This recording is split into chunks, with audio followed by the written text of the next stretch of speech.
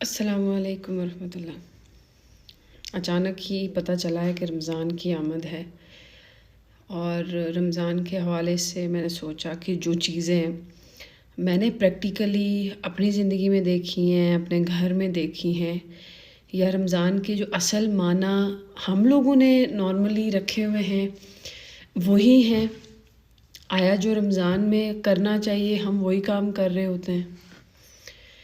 ایک ہم لوگ علماء سے، نیک لوگوں سے سنتے آتے ہیں کہ آپ نے جی رمضان میں عبادت کرنی ہے، بے شک کرنی ہے، آپ کو رمضان میں عبادت کا ثواب زیادہ ملتا ہے، اور آپ اسی نیت سے رمضان میں عبادت بھی کرتے ہیں۔ لیکن مسئلہ یہ ہے کہ بہت سارے لوگ عبادت پر تو بہت توجہ دیتے ہیں کہ وہ نماز کوئی نہیں چھوڑ رہے، وہ تہجد نہیں چھوڑ رہے، لیکن وہ دوسروں کو ساتھ ساتھ مسائل دے رہے ہوتے ہیں۔ جیسے کہ موسٹلی لوگ روزے میں اس طرح کنسیڈر کرتے ہیں خود کو کہ میرے منہ نہ لگو، میرا روزہ ہے،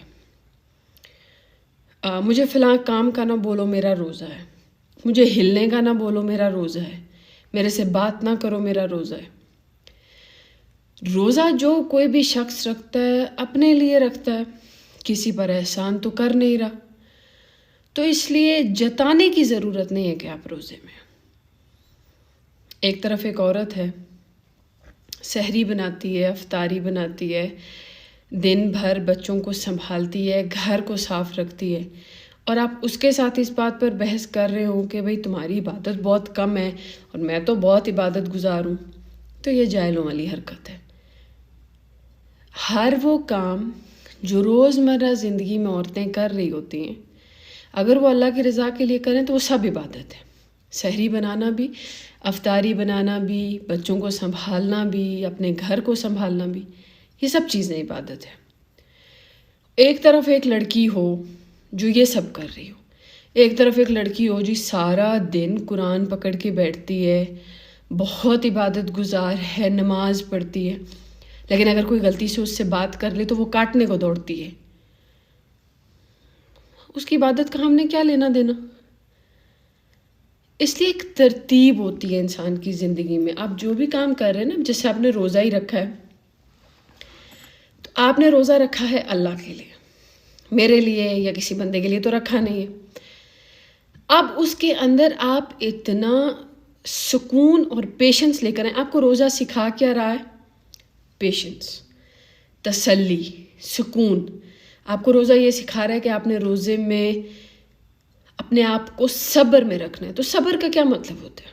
صبر کا مطلب یہ تو نہیں ہوتا کہ اگر کوئی بات کر لے تو موسٹلی میں نے یہ بھی دیکھا ہے کہ ساس رمضان میں بہو کے ساتھ یہ والا رواج رکھتی ہیں کہ میرا تو روزہ ہے، میں تو بوڑھی ہوں، تو لہٰذا تمہاری خیر نہیں ہے۔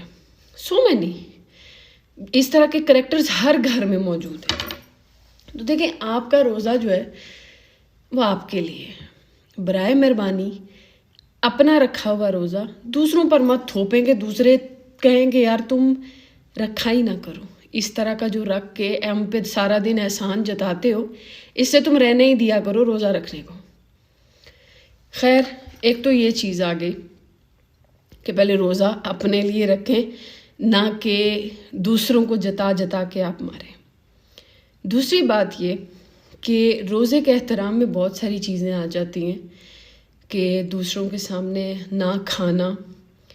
پہلی بات تو یہ ہے کہ میری یہ آواز جہاں تک بھی جائے اس کو لے کر جائیں۔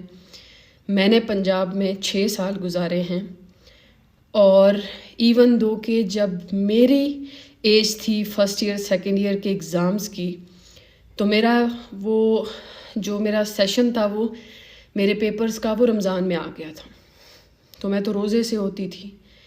ایک بچپن کی عادت ڈلی ہوئی تھی، بچپن سے مراد یہ کہ بس 12 سال کی عمر سے رکھنے شروع کر دیے تھے روزے، تو میں تو نہیں چھوڑ سکی۔ میرے سامنے ٹیچرز تک روزہ کھا رہی تھیں، پانی پی رہی تھیں، لنچ کر رہی تھیں رمضان میں۔ یہ اتنا بڑا جرم ہے، آپ امیجن نہیں کر سکتے۔ آپ کو پنجاب کی گرمی نہیں سہی جاتی، آپ سے پیاس نہیں برداشت ہوتی، خدا را آپ جہنم کی آگ کو کیسے برداشت کریں گے؟ آپ اللہ کے لیے روزہ نہیں رکھ سکتے تو آپ اللہ کو ملیں گے کیسے؟ کس منہ سے ملیں گے؟ کہ آپ کا اور اللہ کا آپس میں کیا تعلق ہے؟ کیا بتائیں گے؟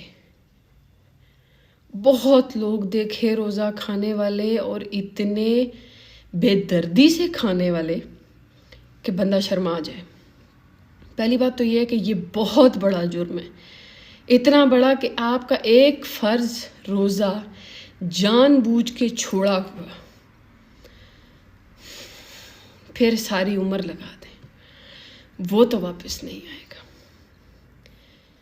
آج گیا سو گیا، آج نے دوبارہ واپس آنا ہی نہیں، سمپل سی بات ہے، ریپیٹ ہو ہی نہیں سکتا۔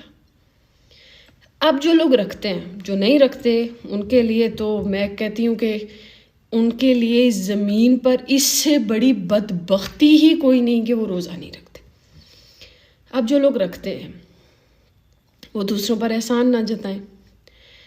قرآن آپ سے جتنا پڑھا جاتا ہے کوشش کریں زیادہ سے زیادہ پڑھیں، لیکن جتنا پڑھا جاتا ہے پڑھیں، لیکن یہ ثابت نہ کریں کہ آپ بہت قرآن پڑھتے ہیں اور آپ سب کے سامنے جان بوجھ کے کھول کھول کے پڑھتے ہیں کہ میں تو بہت قرآن پڑھتا ہوں۔ ریاکاری آ جائے تو بھی ضائع ہو جاتا ہے۔ بہت لوگوں کو یہ بار بار جتانے کا بھی بہت شوق ہوتا ہے کہ میں تو روزے رکھتا ہوں۔ دیکھیں آپ کے اعمال جو ہے نا، اعمال کی اصل کیا ہے؟ کوئی بھی عمل ہو، نماز ہو گیا، روزہ ہو گیا، زکوٰۃ ہو گیا، بانٹ، ان سب چیزوں کی ایک ہی چیز مین ہے، وہ یہ ہے کہ آپ کا عمل اتنا خالص اللہ کے لیے ہو کہ آپ کو اس عمل کے اندر موجود روح محسوس ہو۔ اگر اوپر اوپر سے روزہ ہے، اندر سے آپ کو پتہ ہے کہ میں مطلب اللہ کے لیے تو رکھا ہی نہیں ہے، میں نے تو صرف یہ بتانے کے لیے رکھا ہے، وہ آپ کو فائدہ نہیں دے گا۔ نماز کی پابندی کریں رمضان میں، اس سے یہ ہوتا ہے کہ انسان کو توفیق ملتی ہے کہ وہ رمضان کے بعد بھی نماز پڑھ سکے۔ رمضان کے مہینے میں پریکٹس نارمل ڈیز کی بنسبت آسان ہو جاتی ہے، اس وجہ سے کوشش کریں کہ رمضان میں تھوڑی پریکٹس بندہ ہارڈ اچھے طریقے سے کر لے، اور رمضان کے بعد پھر وہ اپنا رویہ جاری رکھے۔ نماز کے علاوہ ذکر اذکار کرنا، نماز پڑھنا، اپنی تمام تر جو آپ کی اسکیجول یا ترتیب ہے وہ آپ آج سے بنا لیں۔ مجھے روزانہ اتنا قرآن پڑھنا ہے، مجھے روزانہ اپنے اخلاق پہ کام کرنا ہے، مجھے کسی پہ غصہ نہیں کرنا ہے، میں نے اپنا روزہ کسی کو جتانا نہیں ہے، میں نے جھوٹ نہیں بولنا ہے، میں نے کسی کی غیبت نہیں کرنی ہے۔ لوگ روزہ رکھ کے سارا دن جھوٹ، غیبت، بدتمیزی اس میں گزار دیتے ہیں۔ آپ کس کے لیے روزہ رکھ رہے ہیں؟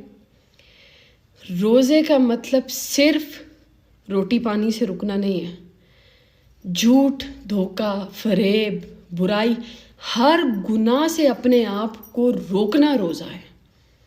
اپنے آپ کو باندھنا کہ نہیں یہ کام مجھے نہیں کرنا ہے۔ تو آپ نے پورے رمضان میں جو کچھ بھی کرنا ہے ابھی سے اس کی ترتیب بنائیں۔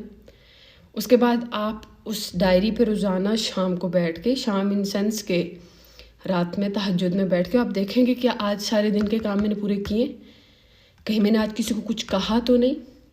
دیکھیں آپ کے اعمال تب ضائع ہو جاتے ہیں جب آپ عمل بھی کر رہے ہوتے ہیں اور آپ لوگوں کو نقصان بھی دے رہے ہوتے ہیں۔